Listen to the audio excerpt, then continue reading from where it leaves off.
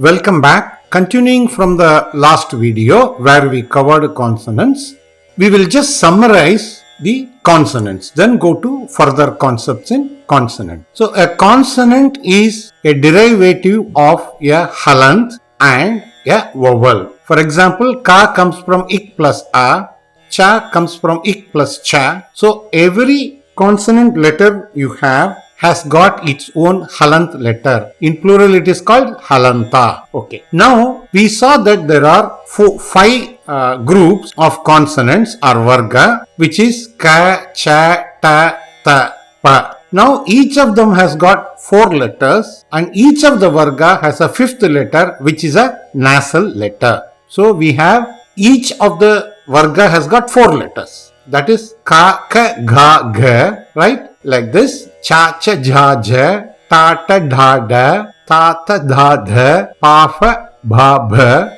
right? Now the corresponding nasal letters are, for kavarga it is nga, chavarga it is nya, tavarga it is na, tavarga it is na, and pavarga it is ma. We also saw the concept that the first 2 letters of the class is called hard consonant, right? The first 2 letters in all the classes. The hard consonant is also named as surd by English authors. It is called also agosha or swasa letters. The third, fourth letter and also the nasal of a class, they are soft consonants or mridu vyanjani. The mridu vyanjani is referred to as sonant in English. It is also called gosha and nada letters. From the perspective of the breath, the first letter of any class and the third letter of any class and the nasal would be alpa prana or non-aspirate. It doesn't throw out more air. The second and fourth letter of all the classes are mahaprana. When you pronounce these letters, more air is getting thrown out. The most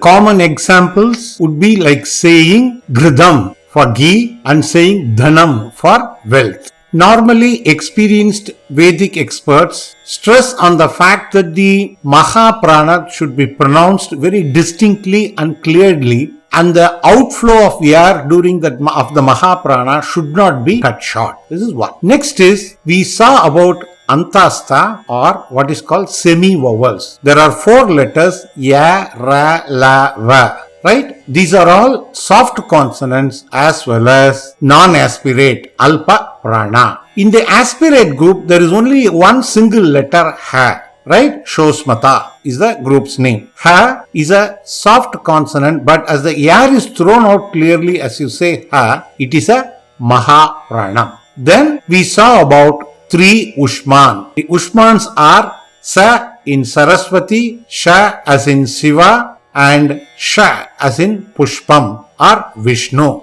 Since air is thrown out, in the Ushman group, all the 3 letters, Sa, Sha and Ksha, are all hard consonant, that is Karavinjani, as well as Mahaprana, that is aspirates. So to summarize, a consonant is derived out of a halant, which is the base sound. When you pronounce a halant, the tongue will touch the specific point, right? So if you want to say ja, it will be ij plus a. You want to say ka, it is ik plus a. We have taken the kavarga and given all the derivation of the consonant from the halant, right? Kindly see that page. Kindly always keep in mind that for every consonant there is a touch point, and the antasta and Ushman also have their corresponding touch points where the tongue touches the part of the mouth, similar to ka, cha, ta, tha, pa. So let us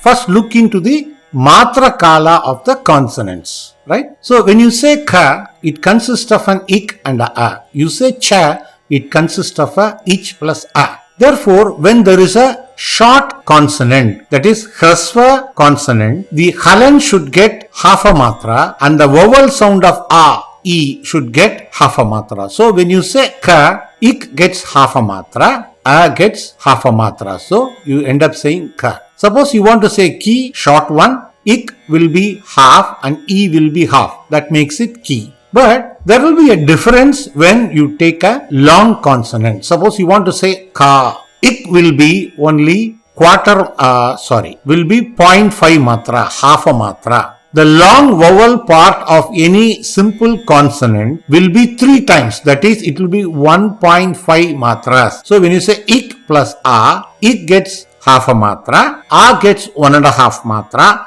resulting in ka, which is 2 matras. Right? This is similar. If you want to say che, right? Che, right? Then it will become, or you want to say se. The is gets half a matra. The a part gets 1.5 matra, resulting in se.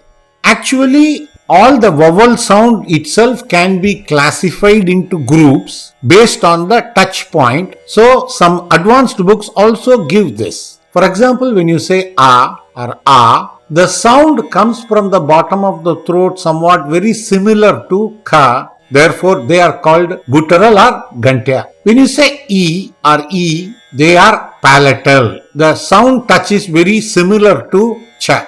Right? Now, you say oo or oo. They are called labial or osto because when you produce the sound oo, your lips converge. When you say r, look at it will be cerebral or more than. The r and l, long, r and l will be dental or dantya. Right? But when you go to Mishra Swara, there is very interesting. You go to a, I, there will be a combination of palata guttural, that is ganta and talu together. You say o or o, it will be lips or labio guttural, that is ganta and ostau. This you should remember. Please see the table in the book. Right from page 12 to 19, we have given lot of examples which cover the various classification of all the consonants. Kindly go through them and revise, so you will find it easier when you take it up in the class. So consonants like ka, cha, these are made out of a halant and a simple vowel, right? A swara letter. So a swara based simple consonant, whether it is long or short, based on only a halant and a vowel sound, these will be called Swarayuktha Akshara. If there are more than 2 halants which are joined together and you have a vowel sound, typically like you want to say sya, there is a is, there is a e and a ya, so it becomes sya. These would be called Samyuktha Akshara. Samyuktha Akshara is called conjunct consonant, or normally during our lectures we refer to them as joint letters.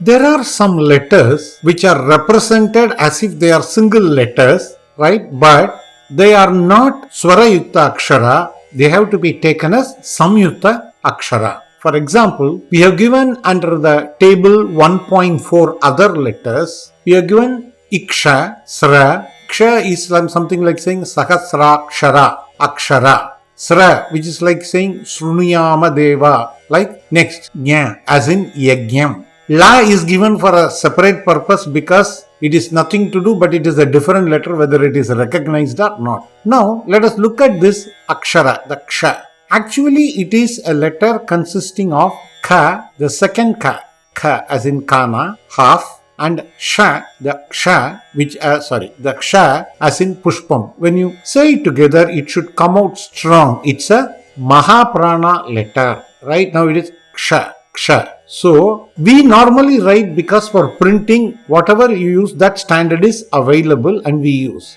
But some expert books do not use this form of Ksha. They will write half the ik, the second Ka, and they will put ik, the Ksha. So, you will always be remembered or reminded every time that it is a conjunct consonant.